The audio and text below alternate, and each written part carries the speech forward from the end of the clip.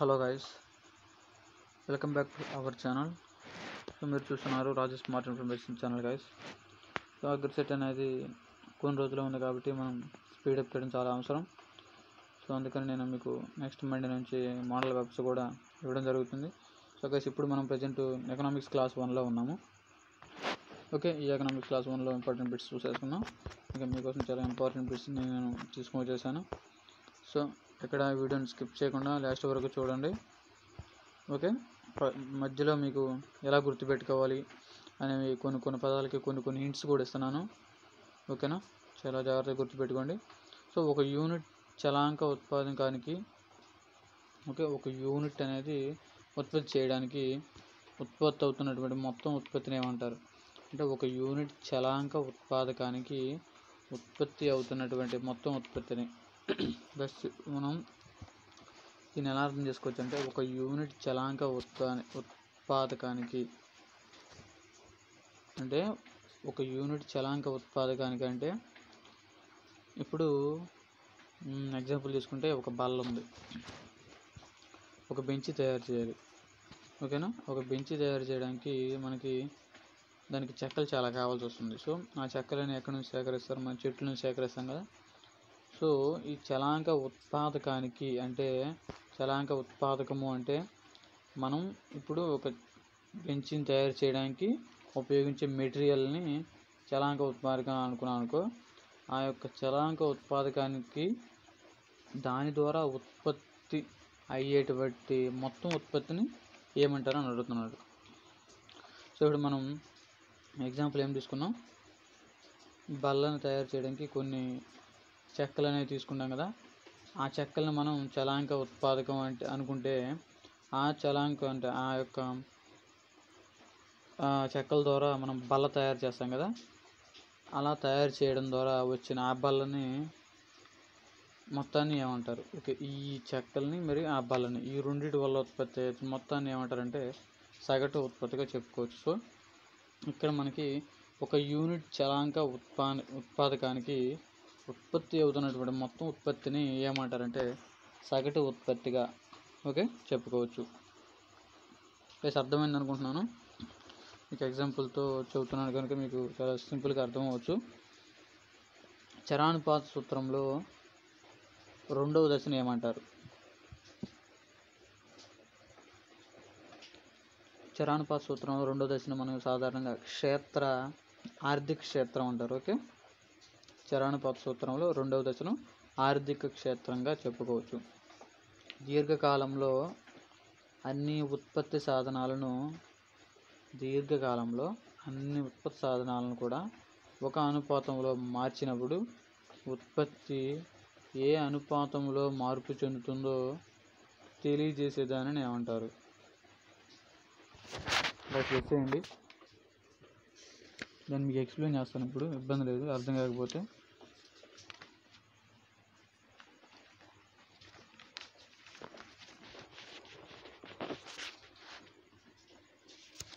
Guess చేయండి, 1 minute.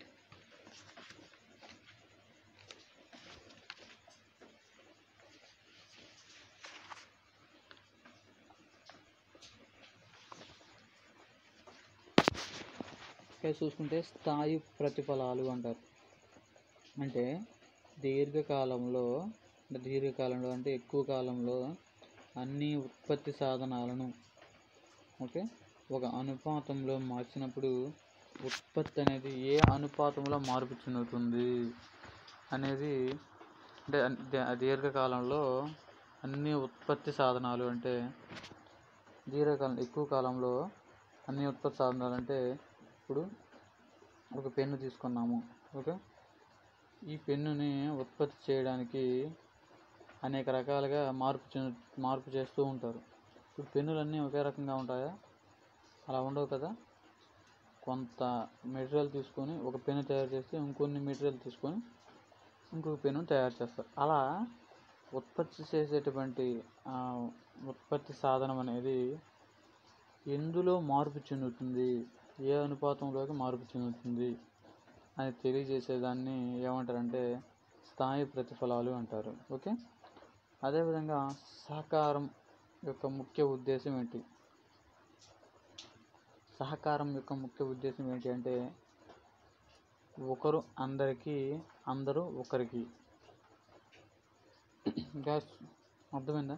సహకారం యొక్క ముఖ్య ఉద్దేశం ఏంటంటే ఒకరనే వాళ్ళు అందరికీ ఉండాలి, అందరనే వాళ్ళు ఒకరికి ఉండాలి. ఓకేనా?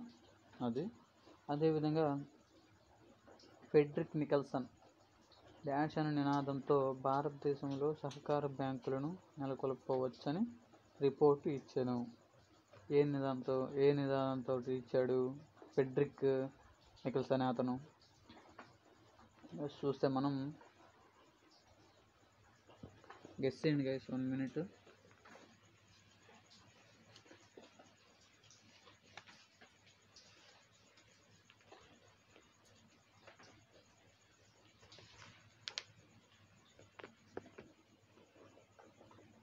గైస్ మనం చూసుకుంటే ఫ్రెడరిక్ నికల్సన్ అనే అతను ఏ నినాదంతో అలా భారతదేశ సహకార బ్యాంకులు నెలకొల్పబడిందంటే ఫ్రైండ్ రెఫర్సాన్. ఓకే, ఫ్రైండ్ రెఫర్సాన్ అనేటువంటి నినాదంతో చేయడం జరిగింది. సో అదేవిధంగా మనం చూసుకుంటే మరికొన్ని బుక్స్ ఆస్తులను చాలా తక్కువ కాలంలో అంటే 1 సంవత్సరం లోపు డబ్బుగా మార్చగల ఆస్తులను ఏమంటారంటే కరెంట్ అసెట్స్ అంటారు. అంటే గాయస్ ఇప్పుడు ఆస్తులను చాలా తక్కువ కాలంలో అంటే 1 సంవత్సరం లోపే డబ్బుగా మార్చే ఆస్తులను ఏమంటారంటే కరెంట్ అసెట్స్ అంటారు. దీన్ని మనం ఏమంటాం అంటే వస్తువులను చాలా తక్కువ కాలంలో, ఓకే ఇప్పుడు కొన్ని వస్తువులు ఉన్నాయి, ఫ్రిడ్జ్ లైక్ ఎలా అంటే కొన్ని వస్తువులు ఆస్తులు చాలా తక్కువ కాలం అంటే గాయస్ ఇప్పుడు చూసుకుంటే మనం పొలాలు ఉన్నాయి, ఆ పొలాలను మనం అమ్మామనుకోండి రియల్ ఎస్టేట్ కింద అమ్ముతుంటాం. అక్కడ ఏదో ఒక ఫ్యాక్టరీ కానీ ఏదో ఒకటి పడుతుంది అనుకోండి, ఆ పొలాలను అమ్మేయాల్సి వస్తుంది కదా. అలాంటి ఆ యొక్క ఆస్తులను చాలా తక్కువ కాలంలో అంటే సంవత్సరం లోపు వాటిని డబ్బుగా మార్చగలిగితే వాటిని ఏమంటామంటే మనం కరెంట్ అసెట్స్గా చెప్పుకుంటాము. అదేవిధంగా చూస్తే స్వల్పకాలంలో ఏ పాయింట్ దగ్గర అయితే మొత్తం వ్యయాలు రేఖ మొత్తం స్వల్పకాలంలో అంటే అతి తక్కువ కాలంలో ఏ పాయింట్ దగ్గర అయితే మొత్తం వ్యయాలు రేఖ మొత్తం ఆదాయ రేఖలు కలుస్తాయో మొత్తం వ్యయాల రేఖలు మరియు మొత్తం ఆదాయ రేఖలు, వ్యయ రేఖలు మరియు ఆదాయ రేఖలు రెండు కలుస్తాయి, ఆ పాయింట్ని ఏమంటారు అన్నారు. వ్యయం అంటే డబ్బు, ఆదాయం అన్న డబ్బే. ఓకే, ఈ యొక్క 2 రేఖలు అనేది కలిసే పాయింట్ని ఏమంటారంటే గైస్ చూద్దాము, మీరు ఒకసారి ట్రై చేయండి.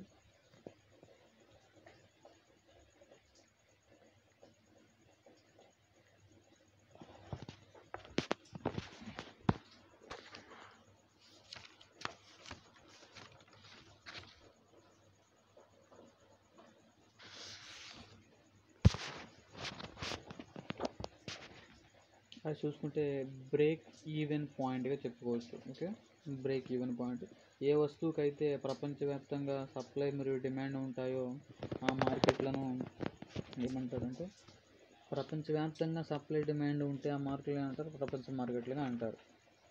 ఓకేనా?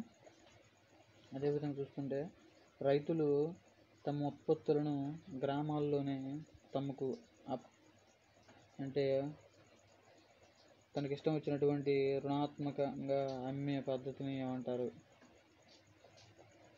ఇప్పుడు మనం రైతులు తమ ఉత్పత్తులు తాము పండించినటువంటి పంటలని పాలు, పెరుగు, ఇలా అదేవిధంగా చేపలు, అలా తాను పండించేటువంటి పంటల్ని మరియు తాను పెంచేటువంటి చేపలు ఇలాగ ఉంటాయి కదా,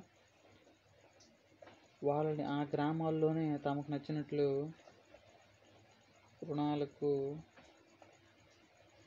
అమ్మే పద్ధతిని ఏమంటారంటే మొగర్ పద్ధతి. ఓకేనా? ఇంకా అదేవిధంగా చూద్దాము, ఒక పరిశ్రమ ఒకే ప్రాంతంలో ఒక పరిశ్రమ ఉంది, ఆ పరిశ్రమ అనేది ఒకే ప్రాంతంలో కేంద్రీకరించబడడం వల్ల కలిగే ఆదాయాలను ఏమంటారు? బహిర్గత ఆదాలు అంటారు. ఓకే, బహిర్గత ఆదాలు. అదేవిధంగా చూసుకుంటే సంస్థ వృద్ధి చెందాలంటే, ఒక సంస్థ అనేది వృద్ధి చెందాలంటే అమ్మకాలను ఎక్కువ చేయవలసి ఉంటుందని చెప్పినటువంటి శాస్త్రవేత్త ఎవరు? ఇంకా చూసుకుంటే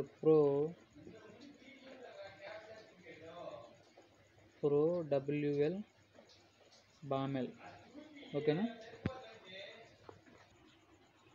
సో అదేవిధంగా ఒక లక్ష్యాన్ని సాధించడానికి అందరూ కలిసి పనిచేయడం ఏమంటారు? ఒక లక్ష్యాన్ని సాధించడానికి అందరూ కలిసి పనిచేయడాన్ని ఏమంటారంటే సహకార సంస్థ అంటారు. ఓకే, కేంద్ర భూమి తనఖా మరియు బ్యాంకులు ఏర్పాటైన సంవత్సరం. కేంద్ర భూమి తనఖా మరియు బ్యాంకులు ఏర్పాటు సంవత్సరం ఎప్పుడంటే 1960. సో 14 పెద్ద బ్యాంకులను జాతీయం చేసిన సంవత్సరం ఏంటంటే 1969గా చెప్పుకోవచ్చు. ఫస్ట్ గుర్తుపెట్టుకోండి, కేంద్ర భూ తనఖా మరియు బ్యాంకులు ఏర్పడింది. కేంద్ర భూ తనఖా బ్యాంకులు ఎప్పుడంటే ఏర్పడింది,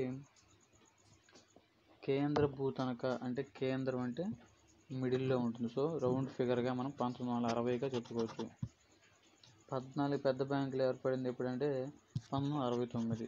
ఓకే, దానికి 9 years గ్యాప్ గుర్తుపెట్టేసుకోండి. ఓకే, ఒక హెక్టార్కు మించని మాగాణి భూమి 2 హెక్టార్ల కంటే మించని మెట్ట భూమి కలిగి ఉన్న రైతులను ఏమని అంటారు? ఒక హెక్టార్కు మించకుండా 2 హెక్టార్ల కంటే ఒక హెక్టార్కు మించని 2 హెక్టార్ల కంటే మించని మెట్ట భూమి కలిగి ఉన్నటువంటి రైతుల్ని ఏమంటారు? 2 హెక్టార్ల కంటే మించదు చిన్న రైతు అంటారు. ఓకేనా గైస్? 2 హెక్టార్లు అంటే 5 ఎకరాలని అర్థం. ఓకేనా? ఆ యొక్క 5 ఎకరాలు మించకుండా 5 ఎకరాల లోపు ఉన్న గడిచే వాళ్ళని చిన్న రైతు అంటారు. 5 ఎకరాల పైన ఉంటే పెద్ద రైతుగా మనం చెప్పుకుంటాం. ఓకే, అదేవిధంగా పంట బీమా పథకం అమలు చేసిన వారు ఎవరు? పంట బీమా పథకాన్ని అమలు చేసిన వారు ఎవరు? పంట బీమా ఉంది కదా, అంటే పంట నష్టపరిహారం ఇలా ఉంటాయి కదా, ఆ పంట బీమాని అమలు పరిచింది ఎవరని అడుగుతున్నారు.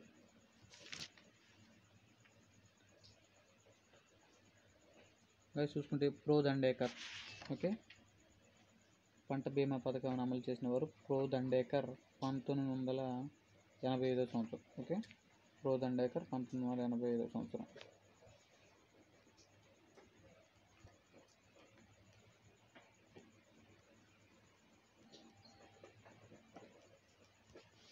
అదేవిధంగా మొదటగా పంట బీమా ఏ రాష్ట్రంలో కల్పించారు? పంట బీమా గుజరాత్. ఓకేనా? చూసుకుంటే మనం మొదటి పంట బీమా అనేది ఏ పంట మీద చేశారంటే ప్రత్తిగా చెప్పుకోవచ్చు. అదే మొదటి పంట బీమా అనేది ఏ పంట మీద చేశారు? ప్రత్తి అని చెప్పుకోవచ్చు.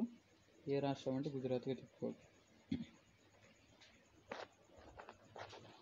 అదేవిధంగా చూస్తే గైస్, ఒక వ్యవసాయదారునికి ఉన్నటువంటి మొత్తం ఆస్తులు, వాటి విలువ మరియు చెల్లించాల్సిన అప్పులు పోతే మిగులును తెలియజేసే పట్టికను. ఓకే, ఒక వ్యవసాయదారుడికి ఉన్నటువంటి ఆస్తులు, ఓకేనా, వాటి విలువలు మరియు చెల్లించాల్సిన అప్పులు, వీటన్నిటిని కూడా ఒక పట్టికలో తెలియజేస్తాం. వాటిని ఏమంటారు? బ్యాలెన్స్ షీట్ అంటారు. ఓకే, బ్యాలెన్స్ షీట్గా చెప్పుకోవచ్చు.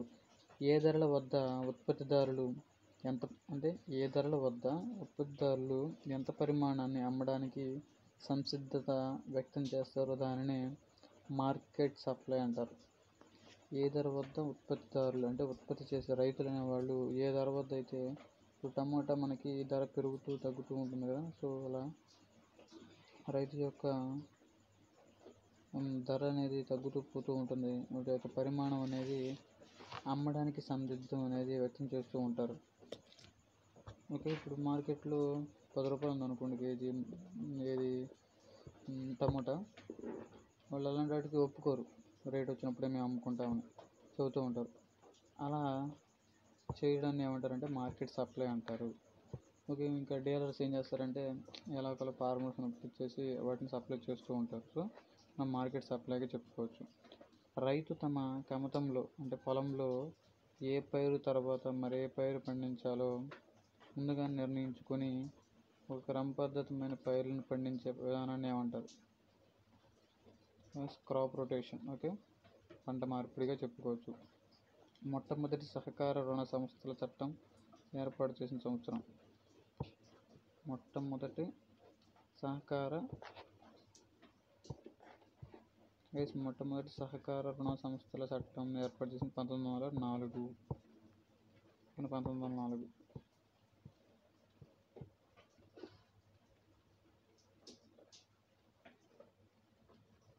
ఓకే, అదేవిధంగా సమగ్రంగా గ్రామీణాభివృద్ధి సాధించడంతో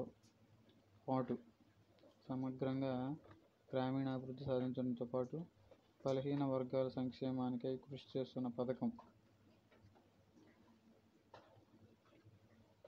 DPAP. ఓకేనా గైస్, DPAPగా చెప్పుకోవచ్చు. అదేవిధంగా చూసుకుంటే మనుషులు అవసరాలను తీర్చగల విలువ గల వస్తువులను తయారీ లేదా సేకరించటను ఏమంటారు?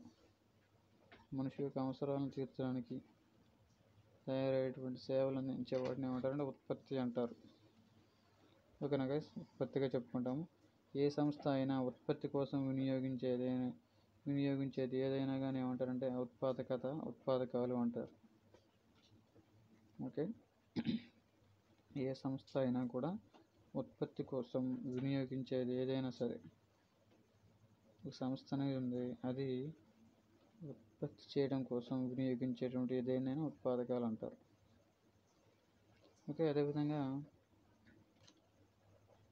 ఉత్పాదకాలను విభిన్న నిష్పత్తులలో మిళితం చేసి వస్తువులను నిర్ణీత కాలంలో ఎంత ఉత్పత్తి చేయగలమో వివరించేదానిని ఏమంటారంటే ఉత్పత్తి ఫలము అంటాము. ఓకేనా, ఉత్పత్తి ఫలంగా చెప్పుకుంటాం.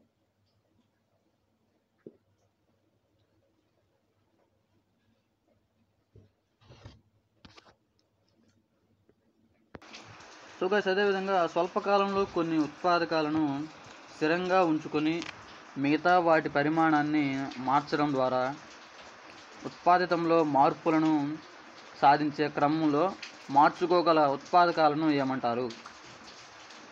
చలాంక ఉత్పాదకాలుగా చెప్పుకోవచ్చు మనం. ఓకే, అదేవిధంగా చూసుకుంటే గైస్, అన్ని ఉత్పాదకాలు స్థిరంగా ఉంచి ఒకే ఒక చలాంకం ఉత్పాదకంలో మార్పుల ద్వారా ఉత్పాదితంలో జరిగే మార్పులను నిర్దేశించేటువంటి సూత్రాన్ని ఏమంటారంటే చరానుపాత సూత్రం అంటారు. ఓకే, అన్ని ఉత్పాదకాలన్నీ కూడా స్థిరంగా ఉంచేసి ఒక్కదాన్నే చలాంక ఉత్పాదకాల్లో మార్పు చేసినప్పుడు ఆ యొక్క ఉత్పాదకం మొత్తం కూడా మార్పు చెందింది. అలా లెక్కించేదాన్ని చరానుపాత సూత్రం అంటారు. ఓకే, అదేవిధంగా నిర్ణీత కాల వ్యవధిలో ఉత్పాదకాలన్నిటినీ కలిపి చేసే ఉత్పత్తిని ఏమంటారు? ఓకే, నిర్ణీత కాలంలో ఒక 1 year 2 years లేదంటే 1 month అనుకుందాం. ఇలా నిర్ణీత కాలంలో ఉత్పాదకాలన్నీ కూడా కలిపేసి చేసే ఉత్పత్తిని ఏమంటారంటే మొత్తం ఉత్పత్తిగా మనం చెప్పుకోవచ్చు. ఓకే, మొత్తం ఉత్పత్తిగా చెప్పుకోవచ్చు గైస్. అదేవిధంగా మరి కొన్ని బిట్స్ చూద్దాము.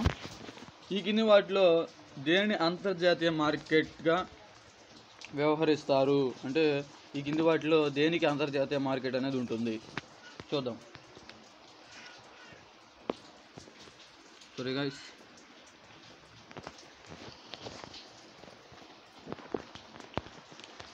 మనం చూసుకుంటే అంతర్జాతీయ మార్కెట్ అనేది వెండి, బంగారం, ఎలక్ట్రానిక్స్. ఓకే, ఇవన్నిటికి కూడా ఉంటుంది. సో ఆప్షన్ డి అనేది కరెక్ట్ ఆన్సర్గా చెప్పుకోవచ్చు, 5 అన్నీగా చెప్పుకోవచ్చు. అదేవిధంగా గైస్, సంస్థకు గరిష్ట లాభాలు రావాలంటే ఈ కింది వాటిలో ఏ నియమం అనేది అవసరంగా ఉంటుంది? సంస్థకు గరిష్టంగా ఎక్కువ లాభాలు రావాలంటే ఈ కింది వాటిలో ఏ నియమము అవసరం? చూసుకుంటే గైస్, తక్కువ వ్యయంతో ఎక్కువ లాభం. అంటే గరిష్ట లాభాలు, ఒక కంపెనీకి ఎక్కువగా లాభాలు రావాలంటే తక్కువ డబ్బు పెట్టాలి, ఎక్కువ లాభాలు రావాలనేది మనకి అక్కడ ఆన్సర్గా చెప్పుకోవచ్చు. ఆప్షన్ బి తక్కువ వ్యయం, అంటే తక్కువ డబ్బుతోటి ఎక్కువ లాభం అనేది పొందితేనే ఒక సంస్థకి ఎక్కువ లాభాలు అనేది రావడం జరుగుతుంది. ఓకే, అదేవిధంగా చూసుకున్నాం, సప్లై మరియు డిమాండ్ల మధ్య సమతౌల్యాన్ని ఏ మార్కెట్ అనేది సాధించవచ్చు? సప్లై, డిమాండ్, ఈ రెండింటి మధ్య సమతౌల్యాన్ని ఏ మార్కెట్ అనేది సాధించవచ్చు అంటే చూద్దాము. గైస్ గెస్ చేయండి మీరు కూడా.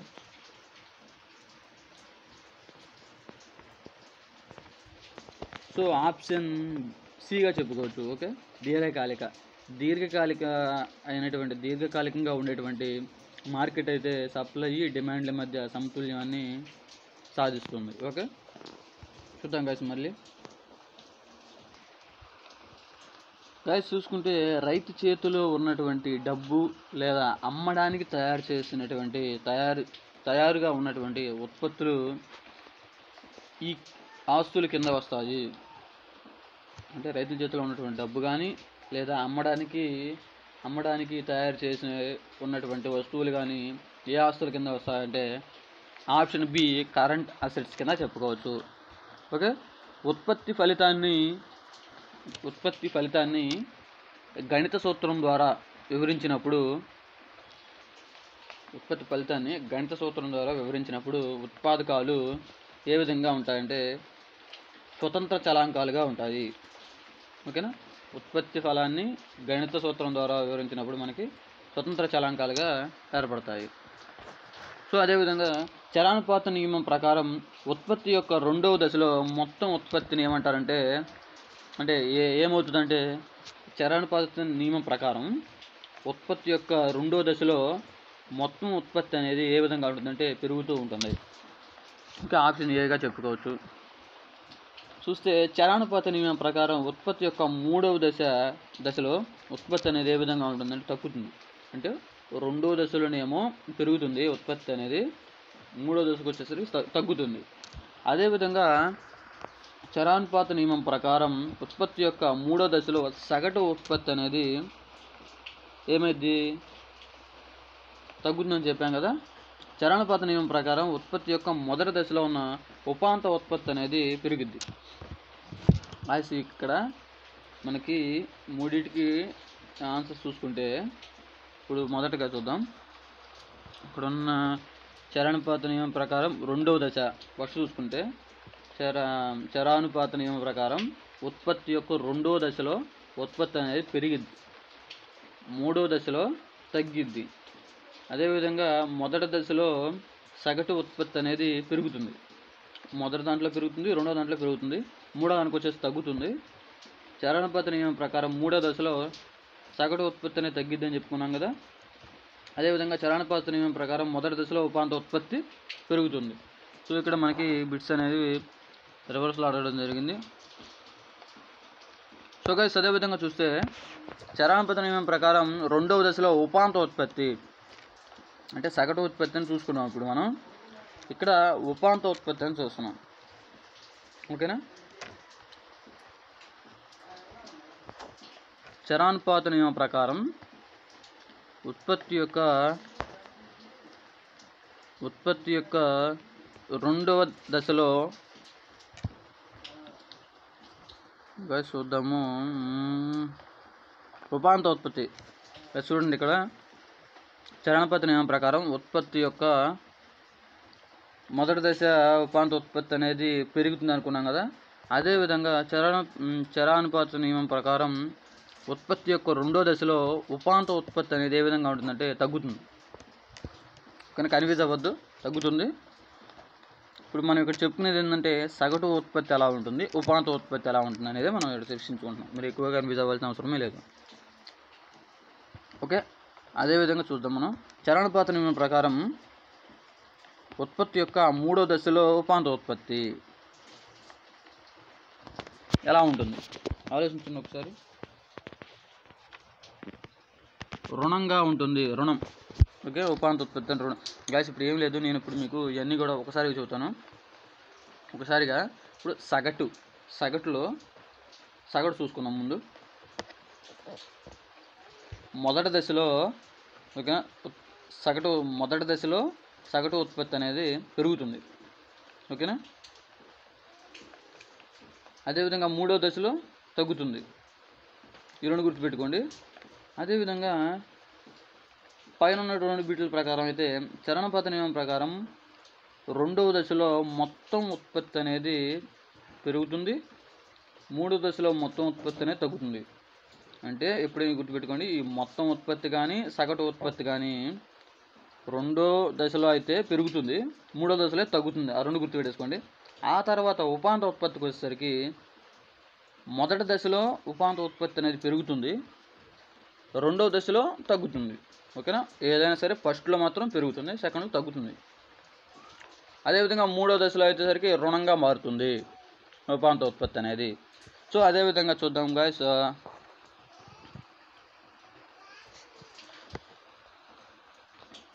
చరణపాత నియమం ప్రకారం రెండవ దశను ఆర్థిక క్షేత్రం అంటారు. చరణపాత నియమం ప్రకారం ఏ దశను ఆర్థిక క్షేత్రంగా అంటే ఆప్షన్ బిగా చెప్పుకోవచ్చు. ఓకే, రెండవ దశను ఆర్థిక క్షేత్రంగా చెబుతారు. ఈ కింది వానిలో డాష్ దశను హేతు విరుద్ధ దశ అంటారు. హేతు విరుద్ధ దశ అంటే హేతుబద్ధమైన దశ అయితే రెండో దశని, ఇప్పుడు మనం రెండో దశని ఆర్థిక క్షేత్రంగా అంటాము, ప్లస్ అదేవిధంగా హేతుబద్ధమైన క్షేత్రం అంటాం. ఓకేనా. ఆర్థిక క్షేత్రం హేతుబద్ధ క్షేత్రంగా అనేది ఏంటంటే రెండో దశని అంటాం. అదేవిధంగా ఒకటో దశని మరియు మూడో దశని హేతు విరుద్ధ దశలుగా మనం చెప్పుకుంటాము. ఓకేనా, హేతు విరుద్ధ దశలుగా చెప్పుకుంటాం. సో గైస్, అదేవిధంగా చూస్తే మనం దాని కింద పెట్టి చూద్దాము. ఏ కాల వ్యవధిలో అన్ని ఉత్పాదకాలను పెంచడం వలన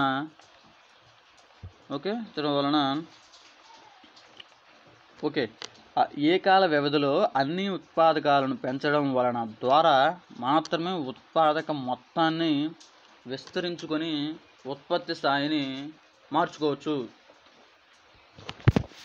దీర్ఘకాలికంగా వ్యవధిలో అన్ని ఉత్పాదకాలను కూడా పెంచడం వలన మాత్రమే ఉత్పాదకాన్ని అంటే దీర్ఘకాలికంగా అంటే ఒక సంవత్సరం బారు మొత్తం మార్కెట్లో సప్లై చేస్తూ ఉన్నాం అనుకో, అటువంటి వాటి యొక్క ఉత్పత్తిని, అంటే ఇప్పుడు 10 టన్నులు పంపిస్తున్నాం లోడు, అలా కాకుండా ఈసారి 15 టన్నులు పంపించామనుకో, అలా ఉత్పాదకాలను పెంచుకుంటూ ఉంటే దాని ద్వారా వచ్చే ఇన్కమ్ అనేది పెంచుకోవచ్చు అని అర్థం దానికి. ఓకేనా. అలా ఎలా చేయొచ్చు అంటే దీర్ఘకాలికంగా వ్యవధిలో ఉండేటువంటి మార్కెట్లోనే చేయొచ్చు అని అర్థం. ఓకేనా గైస్. అదేవిధంగా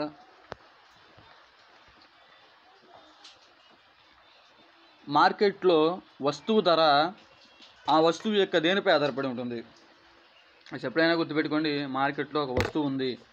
ఓకే, ఇప్పుడు మనం టమోటాలు కానీ ఏదన్నా ఉల్లిపాయలు ఇలాంటి మార్కెట్ ధర అనుకో, సరే కందిపప్పు అనుకుందాం.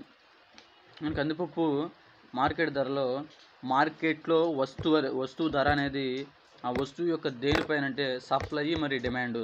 ఇప్పుడు కందిపప్పు లేదా ఆయిల్ తీసుకుందాం, ఆయిల్ 120 లేదా 110 ఉంది ఇప్పుడు ప్రజెంట్. సో ఆ యొక్క ఆయిల్ అనేది అంత రేటు ఎందుకు అయిందంటే దాని యొక్క సప్లై మరియు దాని యొక్క డిమాండ్ ఎంత ఉందో దాన్ని బట్టి ఆ రేట్ అనేది నిర్ణయిస్తారు. సప్లై అంటే అది ఎక్కడి నుంచి సప్లై చేస్తున్నారు, అక్కడ నుంచి వచ్చేటప్పుడు దాని యొక్క డిమాండ్ ఎంత ఉంది, ఈ రెండింటిని బేస్ చేసుకొని ఆ వస్తువుకి 110 లేదా 120 ఇలా వస్తువుకి ధర అనేది నిర్ణయిస్తారు. Okay guys. అదేవిధంగా మధ్యకాలిక పరపతి రుణాల యొక్క కాల పరిమితి ఎంత? గైస్, మధ్యకాల పరిధి రుణాలు ఉంటాయి కదా, మధ్యకాల రుణాలు చెల్లించాలంటే 3 నుంచి 5 సంవత్సరాల లోపు చెల్లిస్తే, 3 నుంచి కానీ 5 సంవత్సరాల లోపు చెల్లిస్తే మాత్రం అది మధ్యకాలిక రుణాలుగా చెప్పుకోవచ్చు. అదేవిధంగా ఒక సంవత్సరంలో కానీ చెల్లిస్తే అది స్వల్పకాలిక రుణాలు, 3 నుంచి 5 కానీ చెల్లిస్తే దాన్ని మధ్యకాలిక రుణాలు, 5 నుంచి 20 వరకు అయితే దీర్ఘకాలిక రుణాలు అని చెప్పుకోవచ్చు. ఓకేనా. సంవత్సరాలు గుర్తుపెట్టుకునేవి.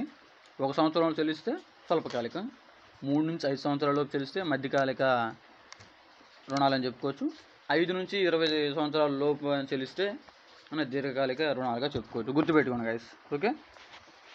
ఈ కింది వానిలో కరెంట్ లయబిలిటీ, ఓకే, ఈ కింది వారిలో కరెంట్ లయబిలిటీ ఏంటి చూద్దాం మనం గైస్.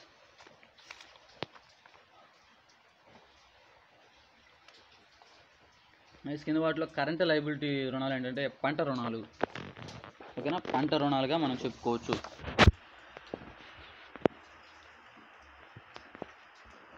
అదేవిధంగా అతి స్వల్పకాలిక మార్కెట్లు. అతి స్వల్పకాలిక అంటే మనం ఏం చెప్పుకున్నాం? అతి స్వల్పకాలిక అంటే అతి స్వల్పకాలిక మార్కెట్లో వస్తువు ధర నిర్ణయంలో ఏదనేది ప్రభావితం చేస్తుంది అంటే డిమాండ్ అనేది ఎక్కువ ప్రభావితం చేస్తుంది. గైస్, మనం కాల వ్యవధిలో దీర్ఘకాలికంగా ఉండేటువంటి మార్కెట్లో మనం ఈ యొక్క ధర అనేది మనం ఏమనుకున్నాము? సప్లై డిమాండ్పై ఆధారపడి ఉంటున్నాం.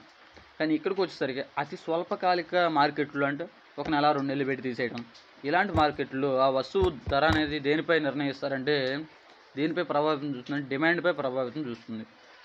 ఇప్పుడు ఒక మార్కెట్ పెట్టాము, అది 2-3 నెలలు వాడేసాము, ఆ మార్కెట్ తీసేసాము, అప్పుడు ఆ వస్తువు అక్కడ దొరికిద్ది. సో ఆ మార్కెట్ తీసేస్తే ఆ యొక్క వస్తువు యొక్క డిమాండ్ పోతుంది కదా మనకి. సో అలాగా ఈ యొక్క వస్తువు డిమాండ్ అనేది కోల్పోతాం అనేది అక్కడ ఆన్సర్. ఆప్షన్ ఏగా చెప్పుకోవచ్చు. బ్యాంకింగ్ రెగ్యులేషన్ చట్టం ఏ సంవత్సరంలో చేయబడ్డారు? బ్యాంకింగ్ రెగ్యులేషన్ చట్టం అనేది 1949. ఆప్షన్ సిగా చెప్పుకోవచ్చు. 1949లో ఏర్పాటు చేయబడడం జరిగింది. మొత్తం వ్యయం వస్తు పరిమాణంలో మార్పు అంటే మొత్తం వ్యయం అండ్ వస్తు పరిమాణంలో మార్పు డాష్ అన్నారు. ఓకే, చూద్దాం, మనం గెస్ చేయండి ఒకసారి. చూసుకుంటే ఆప్షన్ డీగా చెప్పుకోవచ్చు. అంటే మొత్తం వ్యయం ప్లస్ వస్తువు పరిమాణంలో మార్పు డాష్ అన్నాడు. ఏది కాదు, లోటు ఉత్పత్తి కాదు, ఉపాంత ఉత్పత్తి కాదు, సగటు ఉత్పత్తి కాదు. టీసీ టీఎఫ్సి ప్లస్ టీవీసీగా చెప్పుకోవచ్చు. ఓకే, చూసుకుంటే కాదు మనం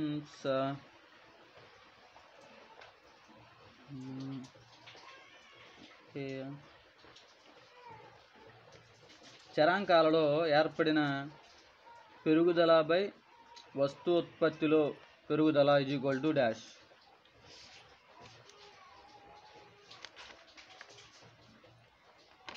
ఆప్షన్ డి ఏది కాదు. ఓకే, చరాకాలలో ఏర్పడినటువంటి పెరుగుదలపై వస్తు ఉత్పత్తిలో పెరుగుదల అనేది చరాంకాలలో పెరుగుదల ప్లస్ ఉత్పత్తి చేయబడినటువంటి వస్తువులో పెరుగుదల డాష్.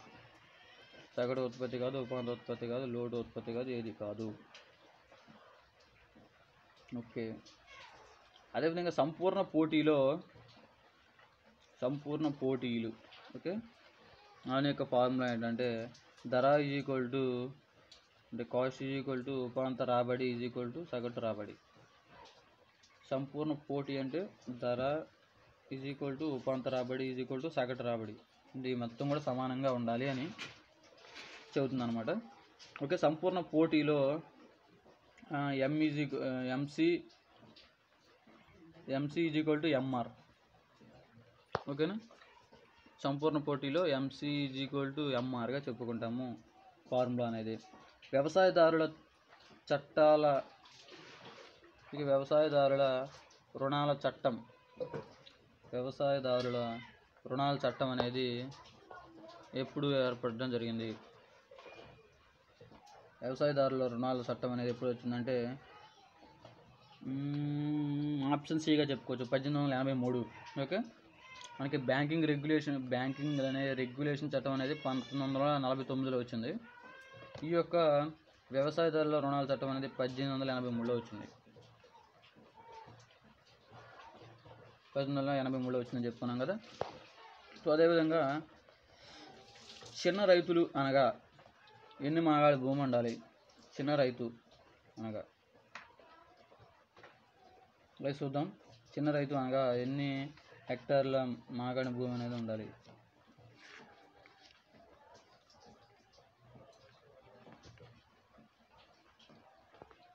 చిన్న 1 హెక్టార్ భూమి అనేది ఉండాలి. అదేవిధంగా సన్నకారు రైతు అంటే చిన్న రైతు అంటే 1 హెక్టారు అంటే 2.5 ఎకరా ఉండాలి. అదేవిధంగా సన్నకారు రైతు అంటే 0.5 హెక్టార్స్ అంటే 2.5 కంటే తక్కువ ఉండాలి. ఓకేనా, అంతకంటే ఎక్కువ ఉంటే 2.5 ఎకరా కంటే ఎక్కువగా ఉంటే వాళ్ళు పెద్ద రైతులుగా చెప్పుకుంటాం. సన్నకారు రైతు అనగా చెప్పాం కదా ఇప్పుడే మనం 0.5 హెక్టార్స్ అని. సో అదేవిధంగా సన్నకారు రైతు అనగా ఎంత మెట్ట భూమి ఉండాలి రైట్. చూసుకోండి, ఇక్కడ మాగాణి భూమి ఉండును. సన్నకారు రైతుకి ఎంత మాగాణి భూమి ఉండాలంటే 0.5 హెక్టార్స్ అని చెప్పుకున్నాం కదా. ఇక్కడ వచ్చేసరికి సన్నకారు రైతుకి ఎంత మెట్ట భూమి ఉండాలి. అక్కడే మాగాణి అంటే వరి పండించే వాటిని మాగాణి అంటారు కదా, వాటిని 1/2 హెక్టార్ ఉండొచ్చు. అదేవిధంగా మెట్ట భూమి అయితే 1 హెక్టార్ లోపు ఉండాలి. ఓకేనా, మెట్ట భూమి అయితే. సో ఇది గాయ్స్ ఈరోజు మన క్లాస్లో ఇంపార్టెంట్ బిట్స్. ఓకే, మరికొన్ని ఇంపార్టెంట్ బిట్స్ తోటి రేపు కలుస్తాను. ఓకే, ఏమైనా అర్థం కాకపోతే మాత్రం ఖచ్చితంగా కామెంట్ సెక్షన్లో కామెంట్ చేయండి. Okay, thank you for watching.